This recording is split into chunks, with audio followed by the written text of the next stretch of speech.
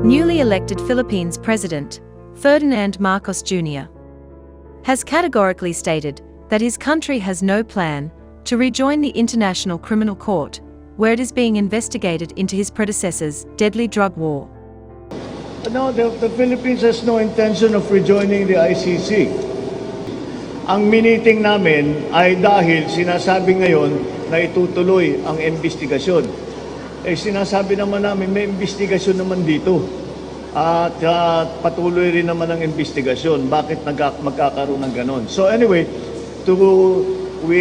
para alam natin ang gagawin natin, if we will respond, if we will not respond, kung sakali man sasagot tayo, ano magiging sagot natin, or possible din, hindi natin papansinin dahil hindi naman tayo sumasailalim sa kanila.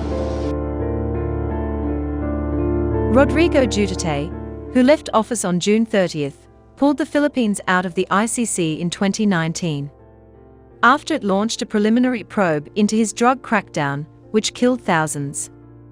Marcos had backed Duterte's drug war. Under pressure from the UN Human Rights Council and the ICC, the government has examined several hundred cases of drug operations that led to deaths. Charges have been filed in a handful of cases. Only 3 cops have been convicted for slaying a drug suspect.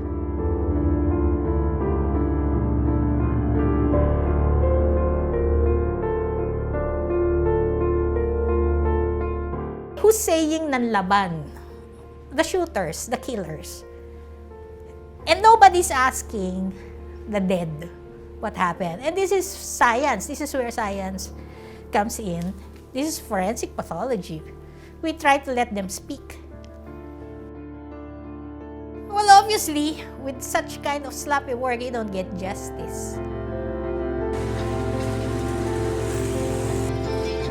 Government data reveals more than 6,000 people died in police anti-drug operations during Duterte's 6-year term.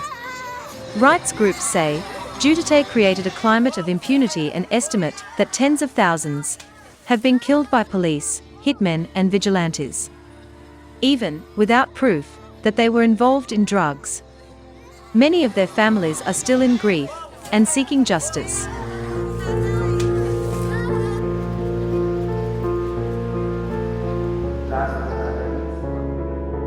Natatakot dati, hindi talaga ako lumalabas. Pero hanggang kailan ako mananahimik. Kasi may anak ako, takot talaga ako, hindi ako nagsasalita. Hindi kami lumalabas.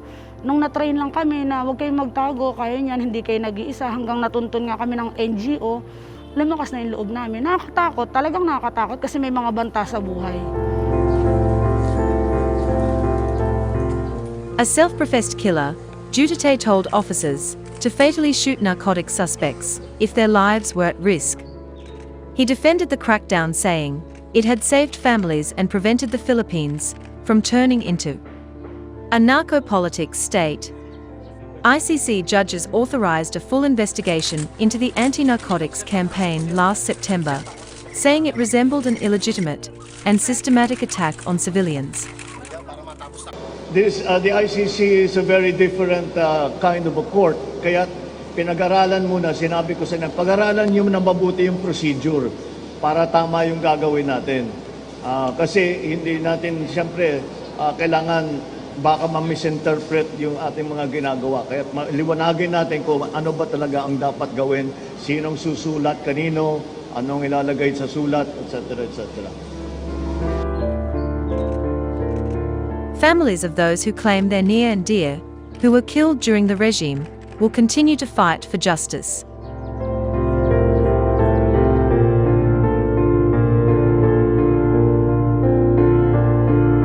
So for victims of the war on drugs in the Philippines, there are, I would believe, insurmountable obstacles. First, you would need the evidence, which the police have been denying families, most families, especially after 2017.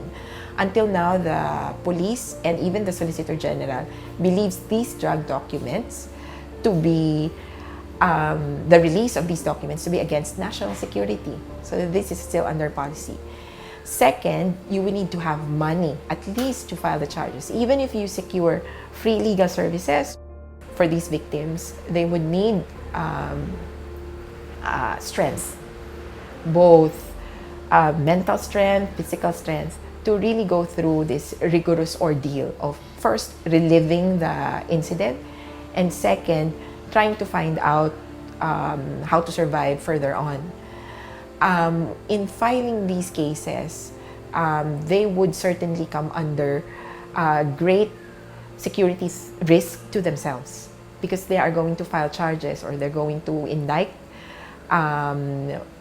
sitting police officials and going against the policy of the Duterte administration.